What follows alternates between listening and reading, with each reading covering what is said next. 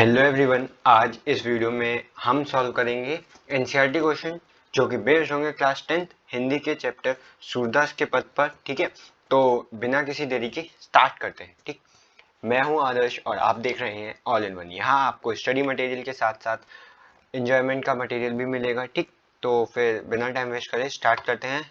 Start.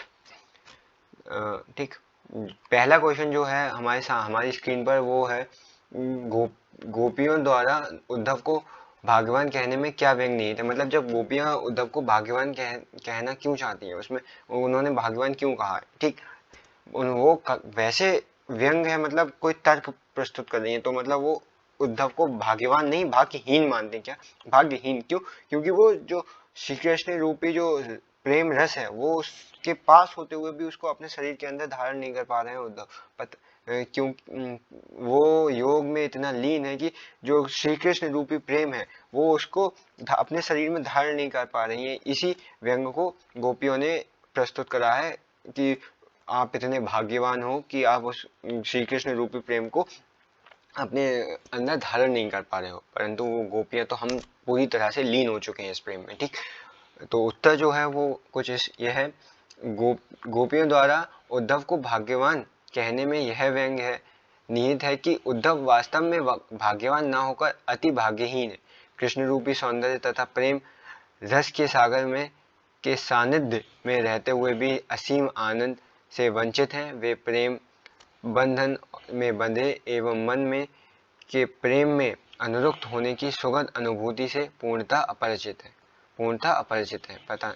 ठीक, तो फिर अपना जो आपको समझ में आ गया होगा। ठीक, नेक्स्ट क्वेश्चन जो कि स्क्रीन पर है वो है उद्धव के व्यवहार की तुलना किस किससे की गई है। मतलब जब व्यंग अपने तर्क प्रस्तुत कर रही थी गोपियां, तो उद्धव को उन्होंने किस किस से तुलना की है, किस किस चीज को उद्धव से कंपेयर करा है कि आप ये हैं लेकिन हम वो नहीं है। ठीक, तो पहला तो उन्होंने करा था कमल के फूल से। ठीक, उसके बाद दूसरा उन्होंने घड़े से करा था जिसपे तेल लगा हुआ है। ठीक, और जो वो योग संदेश लाए थे उसको उन्होंने कड़वी ककड़ी से कंपेयर करा। ठीक, लेट्स अब आगे देखते हैं क्या है इसका आंसर।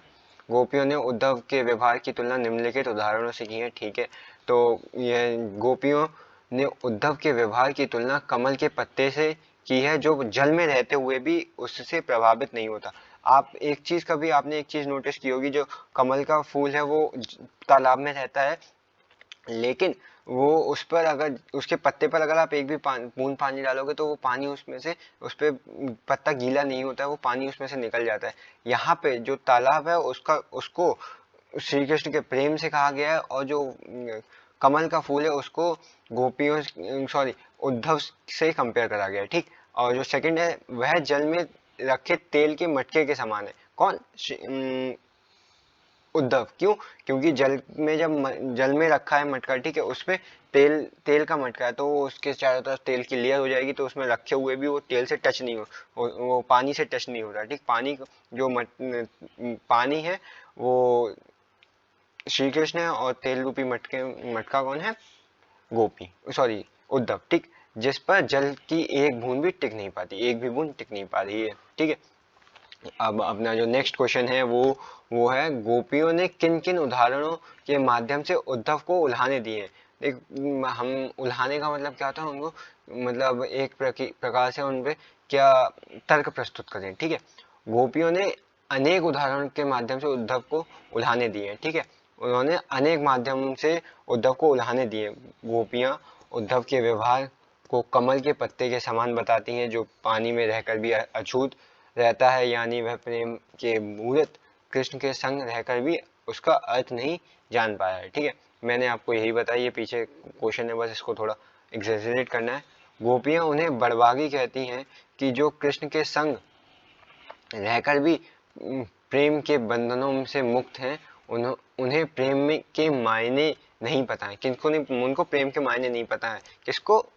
अपने उद्धव को। ठीक, वो उद्धव बहुत सीधे साधे हैं, वो बिल्कुल योग में इतने लीन हो चुके हैं कि वो प्रेम वगैरह पूरी दुनिया से अलग चले जा चुके हैं। ठीक, वे उद्धव के योग संदेश को कड़वी ककड़ी के समान बताती हैं जो उनसे नहीं खाई जाती, यानी वे उन बातों को नहीं समझ सकती, वो उन बातों को नहीं समझ पा रही है, ठीक है, कि ये योग वगैरह क्या है उनके समझ में बिल्कुल नहीं आ रहा है, क्योंकि वो जैसे कि उद्धव योग में लीन हो चुका है, वैसे ही जो गोपियां हैं वो श्री कृष्ण के प्रेम में लीन हो चुकी हैं, ठीक।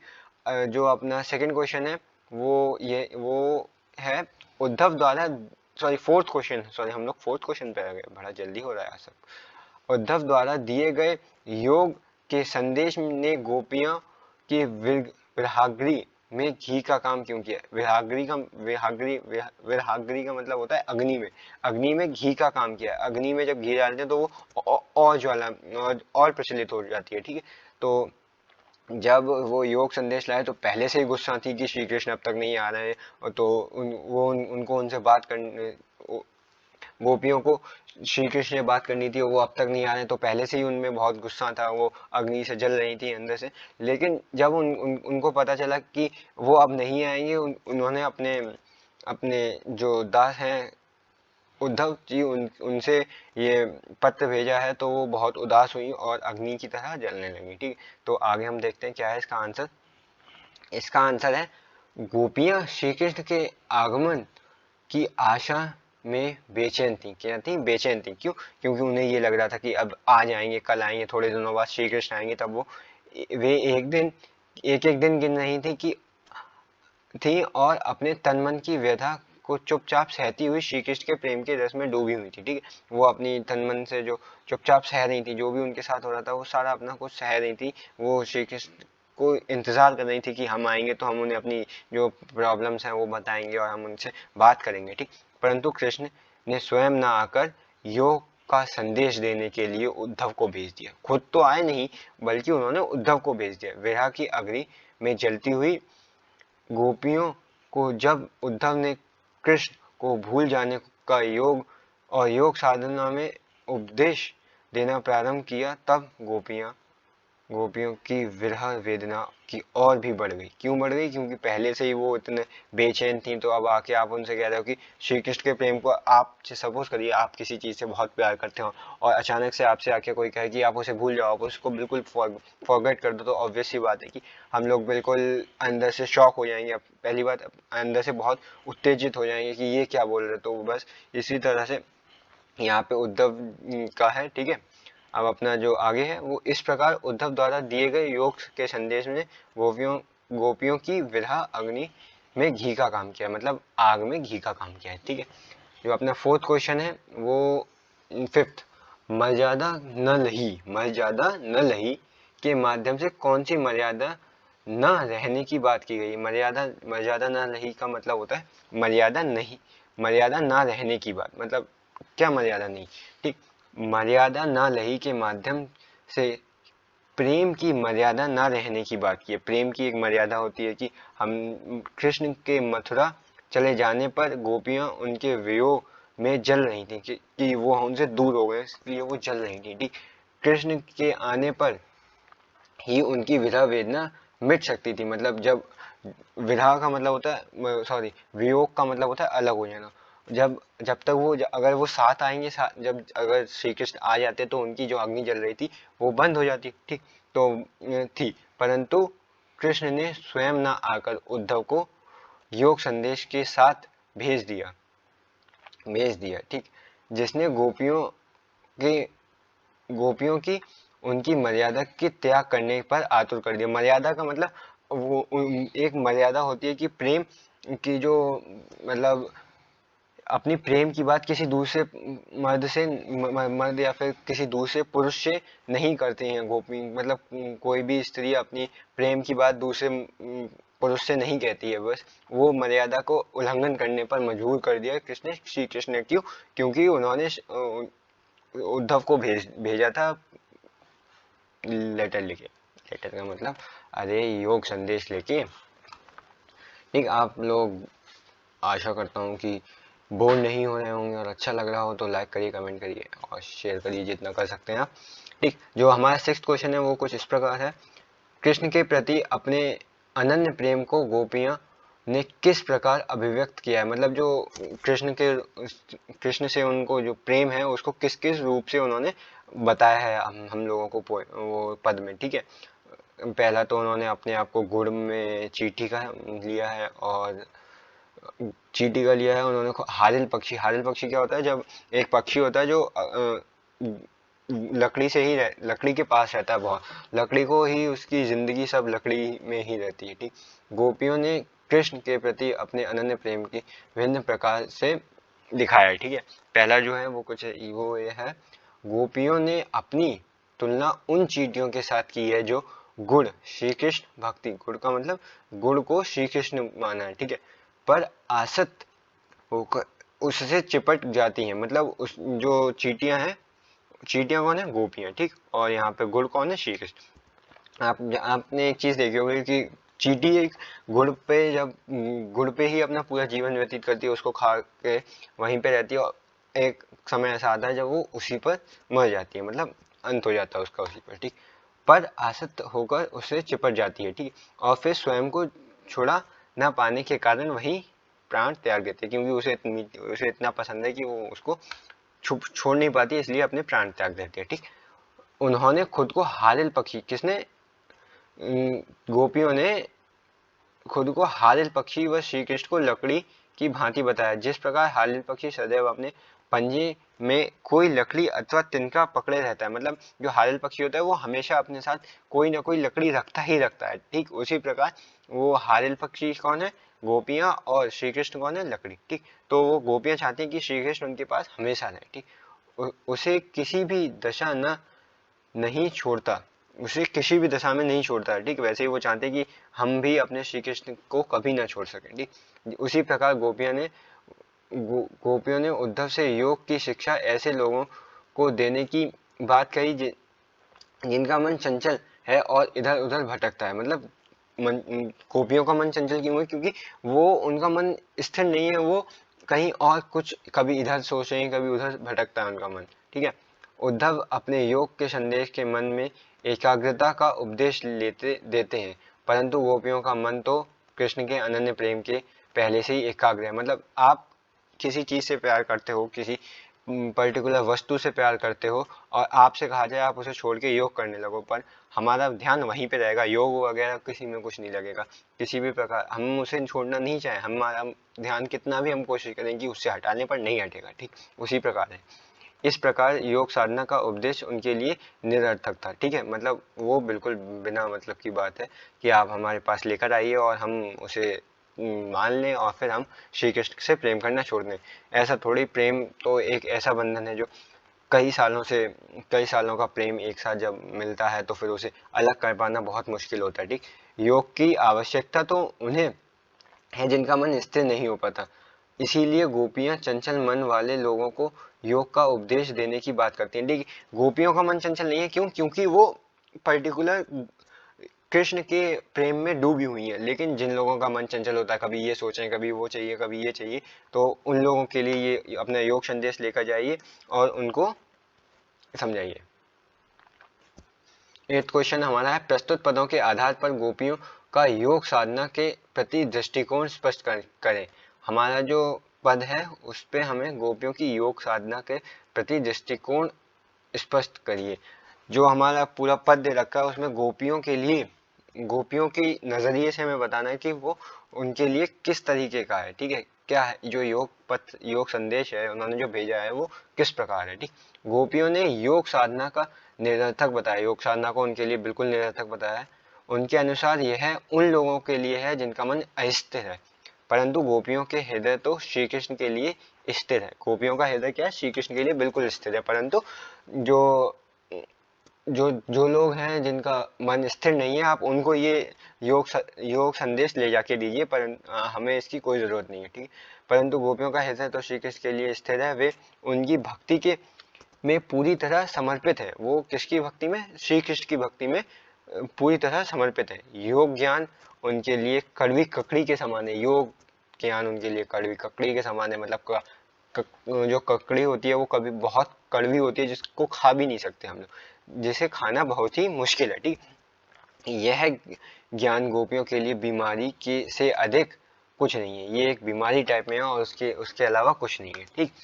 तो आपको मतलब हमें उसमें हम क्वेश्चन पढ़ेंगे, हम देखेंगे इसमें क्या क्या मेन शब्द है, और उसको लेकर हम अपना थोड़ा चैप्टर हमने पढ़ रखा है तो हम समझ सकते हैं ये बहुत आसानी से। और बहुत ही, अब प्रेशर बिल्कुल नहीं लेना है। जब आप बैठे हैं आंसर लिख रहे हैं तो आप प्रेशर बिल्कुल मत लीजिए। आप कोशिश करिए कि हम इसे जल्द से जल्द आसान तरीके से लिख सके, ठीक। हमें एग्जामिनर को एक खतरनाक से खतरनाक वर्ड लिख के इम्प्रेस नहीं करना है, क्योंकि जब उसे उस कई बार ऐसा होता है कि एग्जामिनर बैठा और उसको उस पर्टिकुलर शब्द का मीनिंग नहीं पता है, तो फिर उसके लिए तो वो निरर्थक हो गया ना। आपने इतना अच्छा शब्द लिखा परंतु उसका मीनिंग उसे नहीं पता।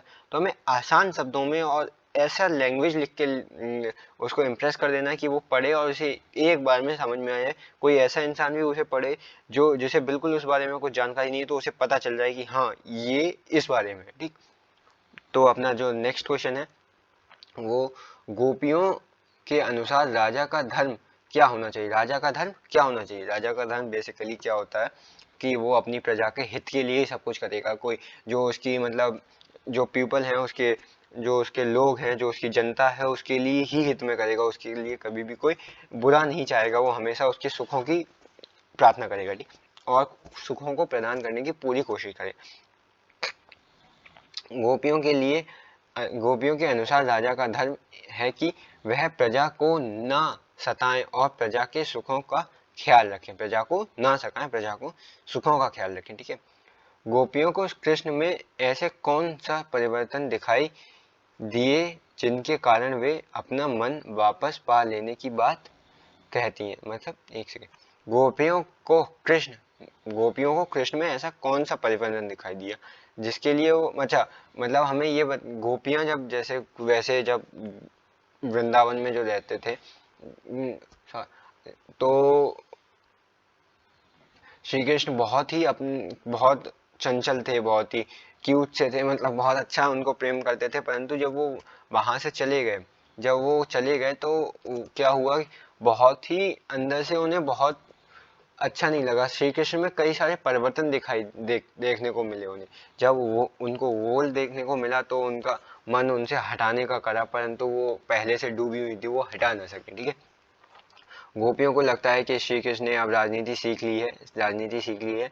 मतलब राजनीति में हम कोई भी चीज करते हैं तो हम उसके लॉस देखते हैं और फिर प्रॉफिट भी देखते हैं, और उसके मेन पॉइंट्स देखते हैं। मतलब उसकी गुड पॉइंट्स, गुडविल्स क्या हो सकते हैं, उसके बैड पॉइंट्स क्या हो सकते हैं, ठीक। तो बस वही उन्होंने वो राजनीति का मतलब यही है, सीख ली, ठीक। उनकी बुद्धि पहले से भी चतुर हो गई। मतलब पहले तो चतुर थे, अब और चतुर हो गए, क्योंकि उन्होंने बहुत सारे ग्रंथ पढ़ लिए। ग्रंथ पढ़ के उन्होंने राजनीति सीख ली है, जिससे वो और चतुर हो गए। पहले वे प्रेम का बदला प्रेम से चुकाते थे, परंतु अब प्रेम की मर्यादा भूलकर योग का संदेश भेजते हैं। जब उनसे प्रेम करता था तो जब श्री कृष्ण से पहले कोई प्रेम करता था तो उसको वो प्रेम से ही आंसर देते थे। पर अब वो क्या करते हैं, वो कोई उनको प्रेम कर रहा है तो मर्यादा भूलकर, अपनी प्रेम की मर्यादा भूलकर वो योग का संदेश भेज रहे हैं। मतलब उनको प्रेम से आंसर करना चाहिए, पर वो योग का संदेश भेज के उनको आंसर कर रहे हैं। कृष्ण पहले दूसरों के कल्याण के लिए समर्पित रहते थे, परंतु अब अपना भला ही देख रहे हैं। उन्होंने पहले दूसरों के अन्याय से लोगों को मुक्ति दिलाई है, परंतु अब नहीं। मतलब पहले क्या था कि श्री कृष्ण ने काफी चमत्कार करे हैं, काफी बार दूसरों लोगों के अन्याय से लोगों को बचाया है, ठीक। पर अब क्या है कि जब गोपियों पे वो खुद अन्याय कर रहे हैं, पहले उन्होंने बचाते थे पर अब वो अन्याय करने खुद अपना अपना प्रॉफिट देख रहे हैं, ना कि गोपियों का, मतलब ना कि और अपनी प्रजा का। श्री कृष्ण गोपियों से मिलने की बजाय योग की शिक्षा देने के लिए उद्धव को भेज दिया है। श्री कृष्ण के इस कदम से गोपियों के मन और भी आहत हुआ है। गोपियों का मन और भी आहत हुआ है, ठीक है। कृष्ण में आए इन्हीं परिवर्तनों को देखकर गोपियां अपनों को श्री कृष्ण से अनुराग से वापस लेना चाहती हैं। जो ये परिवर्तन आए हैं उसी वजह से गोपियां अपने आप को श्री कृष्ण से अलग करना चाहती हैं, ठीक है। अब जो नेक्स्ट क्वेश्चन है, क्वेश्चन नंबर 11, गोपियों ने अपने वाक्चातुर के आधार पर ज्ञानी उद्धव को परास्त कर दिया।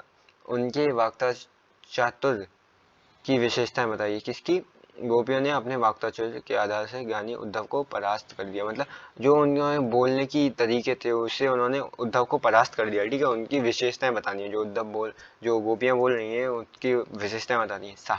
साहसी गोपियां पूरी तरह से निडर हैं, वो बिल्कुल निडर हैं। वह उद्धव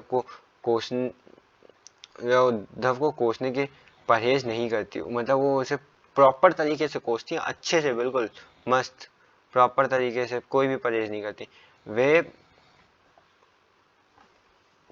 वह उनके लोग योग सॉरी वह उनके योग साधना के संदेश को कड़वी ककड़ी और बीमारी बताती हैं। जो वो योग लेके आए उसको कड़वी ककड़ी बता रही हैं, और बीमारी एक टाइप की लग ना जाए मुझे, इस टाइप में। ठीक, व्यंग्यात्मक मतलब वो ऐसे बोलते हैं कि उनको भी बुरा ना लगे और उन पे तर्क कसते हैं अच्छा सा।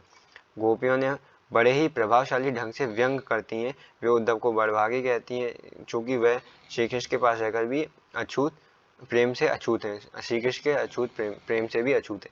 यह कहकर ब्रह्मगीत की मुख्य विशेषता वह उद्धव को उपहास करती हैं। ठीक है, स्पष्टता उनके मतलब जो मन में बिल्कुल स्पष्ट है वो, कि उनका मन इधर डबल साइडेड नहीं है, उनका मन प्रॉपर एक ही चीज पे लगा हुआ है। ठीक, वे स्पष्ट शब्दों में उद्धव को बताती हैं कि वे कृष्ण के प्रेम में पूरी तरह लीन है, इसीलिए उनके लिए योग संदेश कुछ फायदेमंद नहीं है। ठीक है,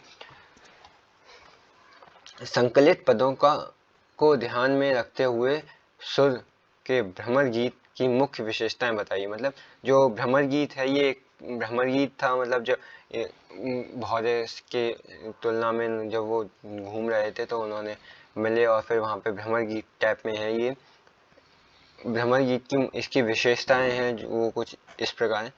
निर्गुण और निराकार भक्ति से ज्यादा सगुण और साकार भक्ति को ज्यादा महत्व दिया गया। निर्गुण और क्या कहते हैं, निराकार, बिना किसी मतलब की, बिना किसी गुण के जो भक्ति है उसको उससे ज्यादा कोई भी सगुण और साकार भक्ति को ज्यादा महत्व दिया गया है। योग साधना का महत्व प्रेम की अनिष्ठता के सामने कम है, अनिष्ठता के सामने कम है। ठीक, गोपियों गोपियों विरह वेदना झेल रही है, विरह वेदना झेल रही है। ठीक है, मतलब वियोग झेल रही है, वो एक जब अलग होने की वेदना पहले से झेल रही।